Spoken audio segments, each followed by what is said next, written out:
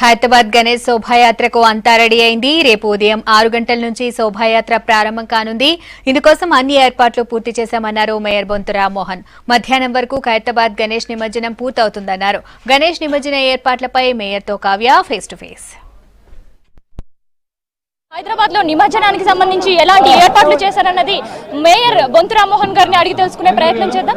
Sir, నిమజ్జనం ఉత్సవాలు హైదరాబాద్ లో కన్నుల పండుగగా జరుగుతాయి. మరి దానికి సంబంధించి ఎలాంటి ఏర్పాట్లు చేశారు? హైదరాబాద్ లో మరి గత అనుభవాలను మరి నెంబర్ వేసుకుంటూ పకడ్బందీ ఏర్పాటు చేయడం జరిగింది. దాదాపు 20,000 మంది పోలీస్ సిబ్బంది, మరి 20,000 మంది ఇతర డిపార్ట్మెంట్ల సిబ్బంది ట్యాంక్ బండ్ మీద కానీ మరి ఇతర చోట్ల జరిగే నిమజ్జనానికి కానీ మరి అన్ని ఏర్పాట్లు చేసి ఇలా అన్ని కూడళ్లలో సీసీ కెమెరాలు ఏర్పాటు చేసి మరి ఎలక్ట్రానిక్ మీడియా ఇవన్నిటితో కూడా కంట్రోల్ కమాండ్లో ఉండి ప్రత్యక్షంగా పరోక్షంగా మరి అన్ని రకాల ఏర్పాట్లు చేసినాం.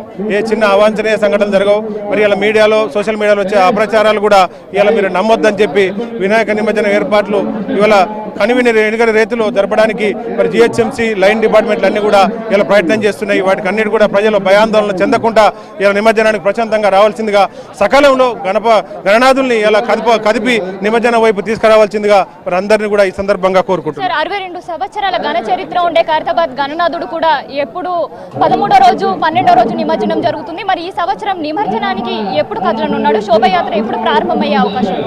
రేపు ఏదైతుందో గణేష్ నిమజ్జనం అనేది రేపు జరగాలి. ఆనవాయితీ కానీ ఆచార్యాలు కానీ సాంప్రదాయాలు కానీ రేపు జరగాలి.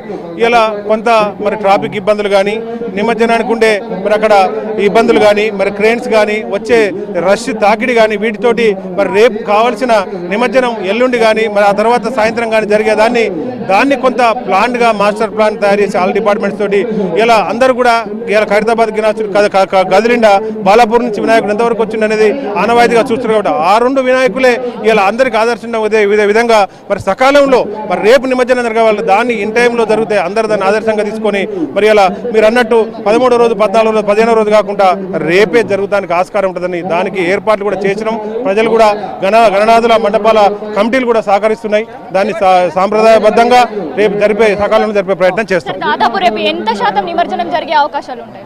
దాదాపు నిమజ్జనం రేపు సాయంత్రం వరకు పూర్తి చేస్తానికి అన్ని ఏర్పాట్లు కూడా చేసినాం. జరుగుద్దనే నమ్మకం మాకుంది. సార్, ఉత్సవాలకు వచ్చే వాళ్ళకి భక్తులకు ఎలాంటి మెసేజ్ ఇవ్వాలనుకున్నారు? దాంతో పాటు మండపాల నుంచి గణనాథులు కదిలి శోభాయాత్రగా తరలి వచ్చే వాళ్ళకి ఎలాంటి మెసేజ్ ఇవ్వాలనుకున్నారు? శోభాయాత్రగా కదిలి గణనాథులు తీసే మండపాల కమిటీలు అన్నిటికీ కూడా విజ్ఞప్తి ఏంటంటే వాళ్ళు ఎర్లీ మార్నింగే కదిలితే అందరికి సౌకర్యంగా ఉంటుంది. పిల్లలు పాపలు అందరు కలిసి వచ్చి ఆనందోత్సవం జరిగే సందర్భం ఉంటుంది. ఇలా ఏ అర్ధరాత్రో మరి తెల్లారి మార్నింగో కాకుండా మార్నింగ్ మొత్తం ఖాళీగా ఉంటుంది. కాబట్టి ఇన్ టైంలో కదిలి వచ్చి నిమజ్జనం చేసుకోవాలి. భయాందోళన చెందొద్దు. ఇలా అన్ని రకాల ఏర్పాట్లు మెడికల్ కానీ శానిటేషన్ కానీ భద్రతా ఏర్పాట్లు అన్ని కూడా తీసుకోవడం జరిగింది. వాటిని ఉపయోగించుకొని ఏ చిన్న సంఘటన ఉన్నా మాకు కంట్రోల్ రూమ్కు ఇలా చెప్పాల్సి ఉంది. మరి ప్రజలు కూడా ఏమాత్రం చింత చెందొద్దు, ఏమాత్రం ఆందోళన చెందొద్దు కొన్ని జరిగే ప్రచారాలకు అని చెప్పి విజ్ఞప్తి.